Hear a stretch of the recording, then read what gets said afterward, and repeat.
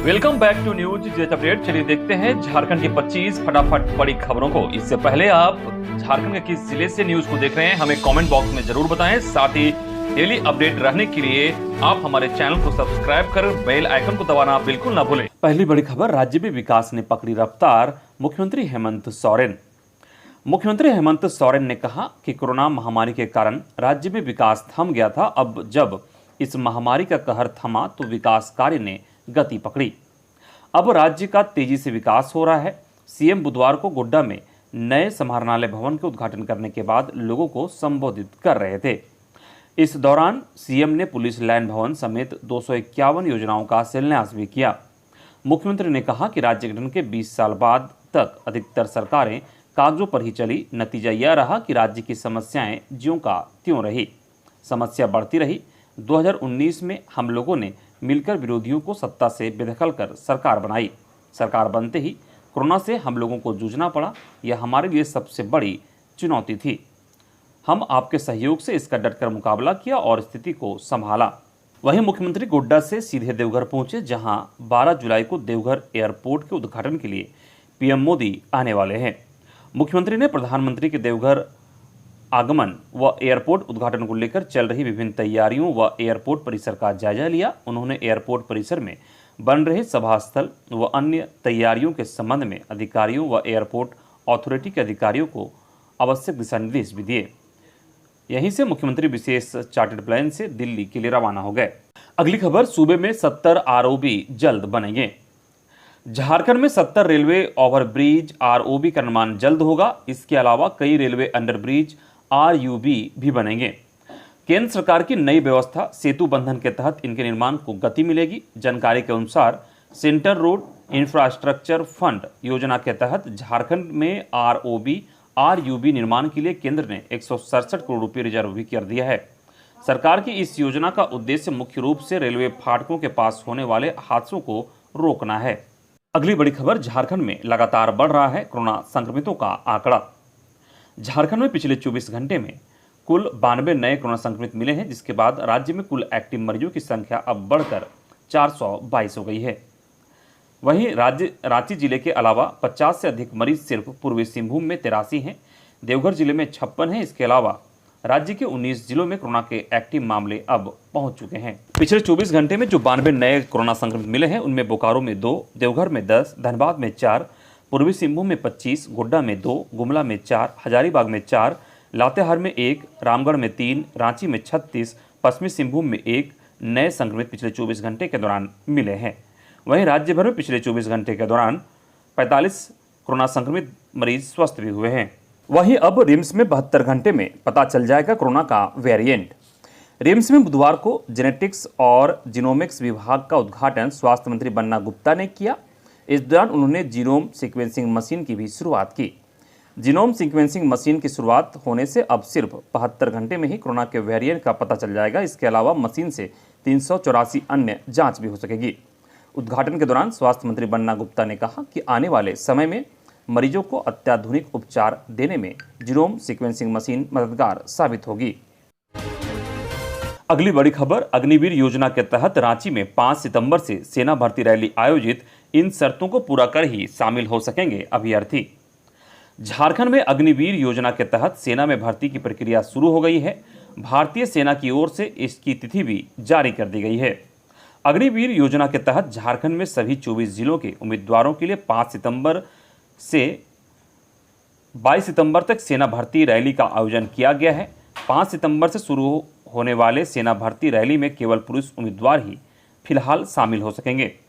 यह रैली रांची के मोरहाबादी मैदान में आयोजित की जाएगी। इसको लेकर इसके महंता मेजर ऑफिशिएटिंग डायरेक्टर रिक्वायरमेंट ने आम सूचना जारी की है, जिसमें कहा गया है कि अग्निपथ योजना की विस्तृत जानकारी के लिए सेना भर्ती कार्यालय से सुबह 10 बजे से दोपहर 1 बजे के बीच अभ्यर्थी संपर्क कर सकते हैं।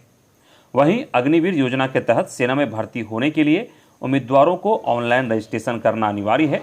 रजिस्ट्रेशन की प्रक्रिया शुरू हो चुकी है। यह अगले महीने 3 अगस्त तक रजिस्ट्रेशन के लिए साइट खुला रहेगा। योजना के बारे में ऑनलाइन विस्तृत जानकारी लेने हो तो अधिसूचना देखनी हो या ऑनलाइन रजिस्ट्रेशन www.joinedindia.gov indianarmy.nic.in पर कराया जा सकता है। 5 जुलाई से रजिस्ट्रेशन की प्रक्रिया शुरू हो चुकी है। 3 अगस्त 2022 तक यह सुविधा साइट पर उपलब्ध रहेगी। अगली बड़ी खबर, मुख्यमंत्री हेमंत सोरेन ने राज्य सरकार के अनुबंध कर्मियों की सेवा शर्तों को लेकर किया ट्वीट। पूर्व सरकारों ने अनुबंध पर कई लोगों की बहाली की, किसी को मानदेय समय पर नहीं तो किसी के लिए नियमावली नहीं। हम अनुबंध कर्मियों की समस्याओं के प्रति संवेदनशील हैं। हजारों पाराशिक्षकों के वर्षों के संघर्ष को हमने सम्मान दिया। आज वे समय पर बच्चों को शिक्षा देने में बिता रहे हैं। अगली बड़ी खबर, बरसात आते ही एम्बुलेंस सेवा से वंचित हो जाते हैं राज्य के सैकड़ों गांव।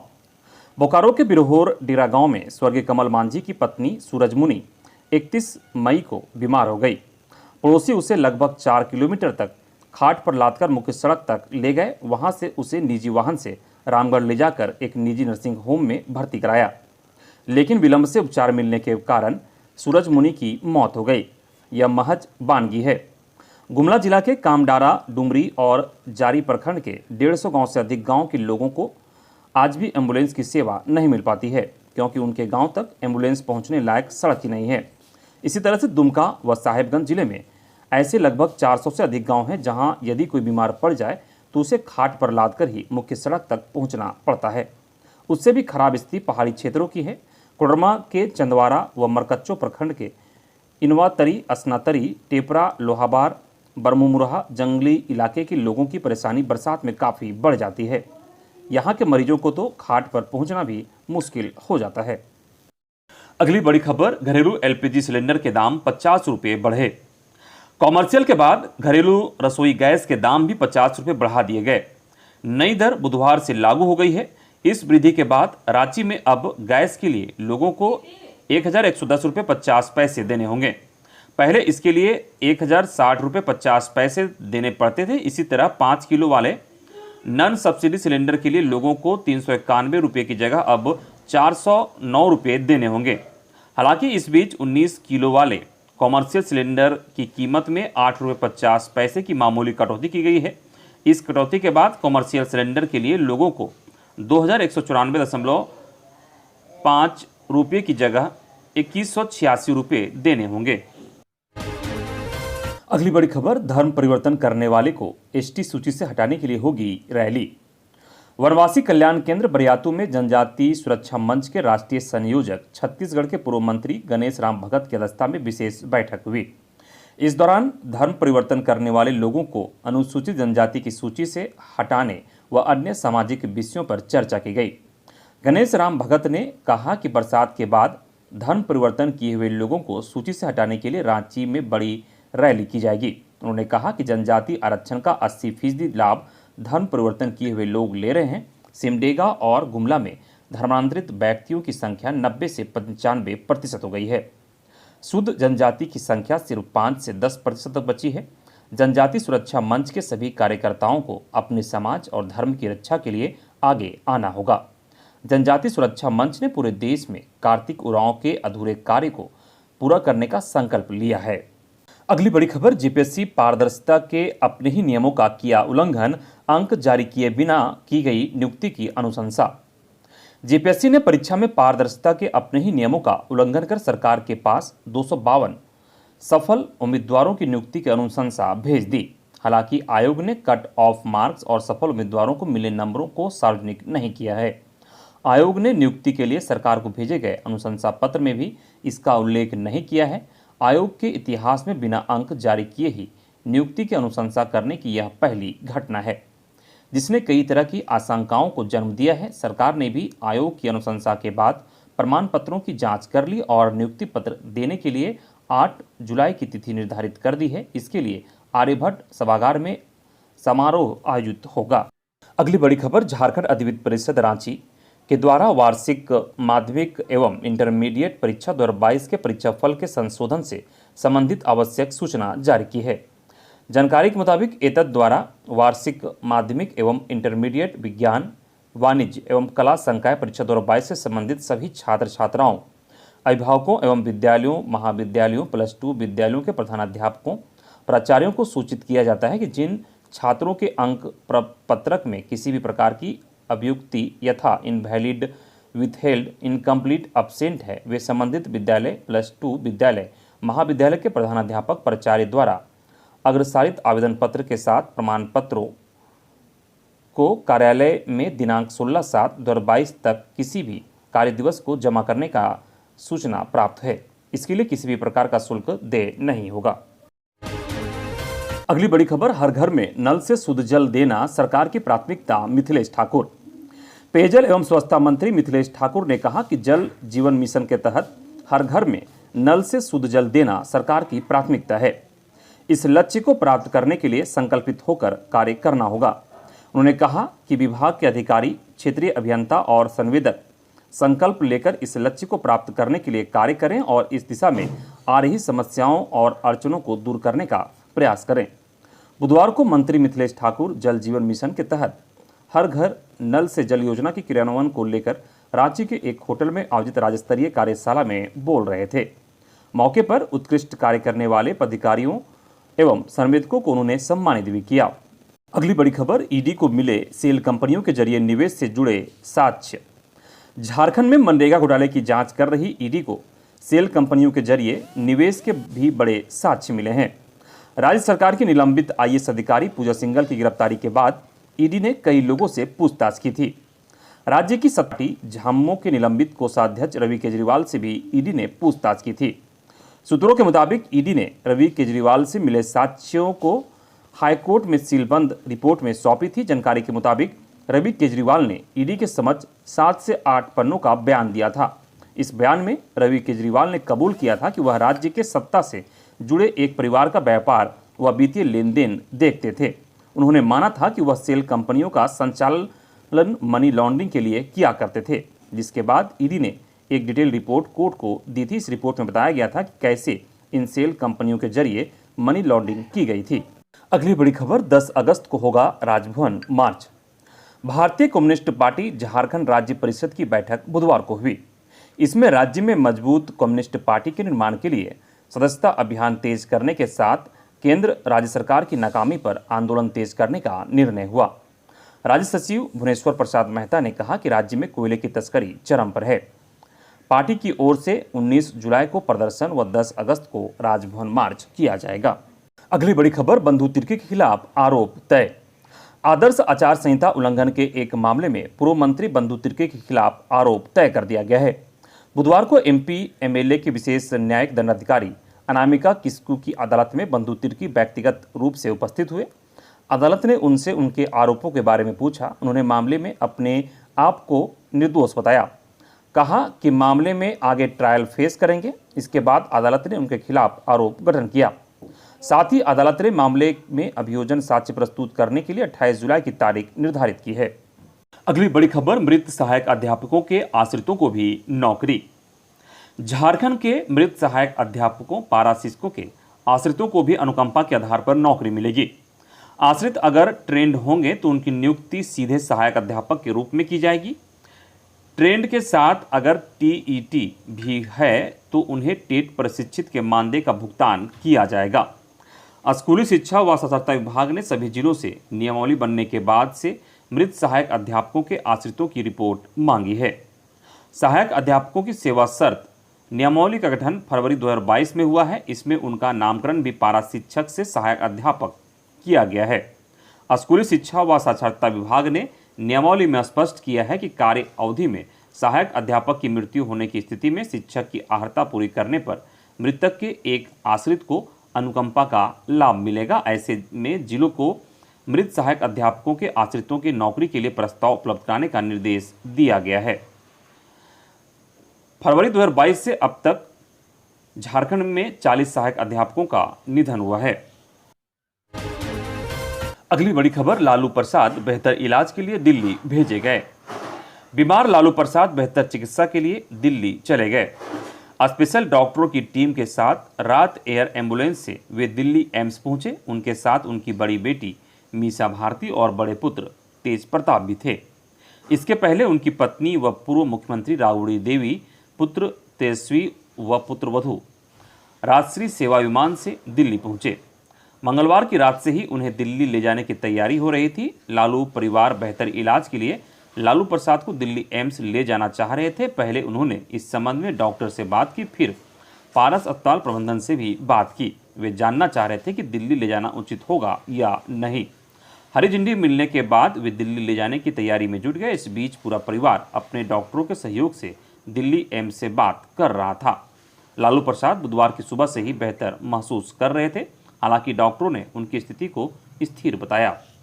अगली बड़ी खबर, मोदी कैबिनेट से नकवी व आरसीपी का इस्तीफा। केंद्रीय अल्पसंख्यक मामलों के मंत्री मुख्तार अब्बास नकवी और इस्पात मंत्री आरसीपी सिंह ने अपने पद से इस्तीफा दे दिया है। दोनों नेताओं का राज्यसभा का कार्यकाल 7 जुलाई यानी गुरुवार को समाप्त हो रहा है। इससे पहले बुधवार को हुई केंद्रीय मंत्रिमंडल की बैठक में प्रधानमंत्री नरेंद्र मोदी ने दोनों मंत्रियों के कामकाज की सराहना की। मंत्रिमंडल की बैठक आधे घंटे से भी कम समय चली। मुख्तार अब्बास नकवी और आरसीपी सिंह का यह आखिरी कैबिनेट बैठक थी। इन दोनों को उनके दलों की ओर से इस बार राज्यसभा में नहीं भेजा गया। नकवी झारखंड से भाजपा के और आरसीपी सिंह बिहार से जदयू के सांसद थे। ऐसे में दोनों नेताओं का मंत्री पद से इस्तीफा देना तय था। मंत्रिमंडल की बैठक के बाद नकवी ने भाजपा अध्यक्ष जेपी नड्डा से मुलाकात की। माना जा रहा है कि नकवी को पार्टी में नई जिम्मेदारी दी जा सकती है। गौरतलब है कि उपराष्ट्रपति पद के लिए जिन नामों की चर्चा हो रही है उनमें नकवी भी शामिल हैं। अगली बड़ी खबर, यौन उत्पीड़न के आरोपी एसडीएम को बेल नहीं। यौन उत्पीड़न के आरोपी खूंटी एसडीएम सैयद रियाज अहमद को जमानत नहीं मिली। सीजेएम सतपाल की अदालत ने उनकी जमानत याचिका बुधवार को खारिज कर दी। इस बीच पीड़ित छात्रा समेत आईआईटी मंडी व आईआईएम नागपुर से इंटर्न करने खूंटी आए कुल 16 छात्र छात्राओं को जिला प्रशासन ने वापस भेज दिया है। रियाज की ओर से रांची हाईकोर्ट की अधिवक्ता जसमिंदा मजुमदार और रोहन मजुमदार ने अदालत में कहा कि रियाज अहमद निर्दोष हैं, उन्हें फंसाया गया है। कहा गया कि जब उन्हें हिरासत में लिया गया तब उन पर गैर जमानती धारा नहीं थी। शुरू में भादवी की धारा 354A 1, 2, 509 लगाई गई जो जमानती है, लेकिन बाद में उन पर धारा 354 लगाई गई। वहीं सरकारी वकील ने इसका विरोध किया, जिसके बाद कोर्ट ने जमानत याचिका खारिज कर दी। अगली बड़ी खबर, धान अधिप्राप्ति का बना रिकॉर्ड, खुलेंगे कई राइस मिल। मुख्यमंत्री ने कहा कि 20 साल का रिकॉर्ड तोड़ इस वर्ष सरकार ने धान अधिप्राप्ति किया है। हमारी सरकार इसे प्रोसेस कर लोगों तक चावल पहुंचाने के लिए कार्य कर रही है। इस हेतु हमारी सरकार ने राइस मिल को स्वीकृति प्रदान कर दिया है। उन्होंने कहा कि सरकार हर वर्ग, हर क्षेत्र के लोगों के लिए कार्य कर रही है। पहले 1000 दिन से अधिक लगते थे किसी नौकरी के बहाली में। आज हमारी सरकार 200 से 250 दिन के अंदर लोगों को नौकरी पर बहाल करने का काम किया है। अगली बड़ी खबर, छात्रवृत्ति वितरण में गड़बड़ी पर बच्चों ने किया हंगामा। गिरिडीह के देवरी अंचल के उत्क्रमित मध्य विद्यालय गरहाटाड़ में कोविड प्रतिपूर्ति भत्ता राशि वितरण में मनमानी करने को लेकर वहां अध्ययनरत छात्रों व अभिभावकों ने बुधवार को विद्यालय में जमकर हंगामा किया। छात्रों के अनुसार बताया गया कि विद्यालय के संचालन में घोर अनियमितता बरती जा रही है। मध्याह्न में मिलने वाली एमडीएम में भरपेट भोजन नहीं दिया जाता है। भोजन में अंडा व फल कभी नहीं मिलता है। वर्तमान समय में मनमानी तरीके से राशि वितरण कर महज 700 रुपये दिया जा रहा है। वहीं स्कूलों में पढ़ने वाले कई छात्र छात्राओं ने क्षतिपूर्ति भत्ता के रूप में एक भी लाभ नहीं मिलने की बात कही। अगली खबर, पिता ने पटककर 4 वर्षीय पुत्र को मार डाला। खबर मेदिनीनगर से है, जहां पत्नी से झगड़ा होने पर गुस्साए पति लालमोहन भुइया ने अपने 4 वर्षीय पुत्र आशीष की पटककर हत्या कर दी। पलामू जिले के रामगढ़ थाना क्षेत्र के छितरा गांव के ढोडराही टोला में मंगलवार की रात में घटना हुई। रामगढ़ थाने की पुलिस ने बुधवार की सुबह आशीष के शव को मेदिनीनगर के MRMCH में पोस्टमार्टम कराया। मृतक की मां राधा देवी को पुलिस ने बच्चे को शव को सौंप दिया है। पुलिस आरोपित पिता लालमोहन भुइया को गिरफ्तार कर पूछताछ कर रही है। अगली बड़ी खबर, औचक निरीक्षण में गायब मिले अधिकारी कर्मी। पलामू के प्रमंडलीय आयुक्त जटाशंकर चौधरी ने बुधवार की सुबह 10:40 पर पाटन प्रखंड सह अंचल कार्यालय का औचक निरीक्षण किया। आयुक्त जब कार्यालय पहुंचे तब सीईओ एवं बीडीओ सहित अधिकांश कर्मी अनुपस्थित थे। अंचल कार्यालय में एक सहायक और एक अनुवेशक, जबकि प्रखंड कार्यालय में सिर्फ एक अनुवेशक उपस्थित मिला। आयुक्त के पहुंचने की सूचना पर करीब 1 से 1.5 घंटा विलंब से पदाधिकारी और कर्मी प्रखंड सह अंचल कार्यालय पहुंचे। आयुक्त ने ससमय कार्यालय नहीं पहुंचने वाले कर्मियों को फटकार लगाई। सीडीपीओ कार्यालय दिन के 2 बजे तक बंद पाकर खेद प्रकट किया। वहीं अंचल पदाधिकारी के कार्यालय में म्यूटेशन, सीमांकन, मापी, एलपीसी तथा अन्य भूमि विवाद का निपटारा नहीं होने की शिकायत लोगों ने की।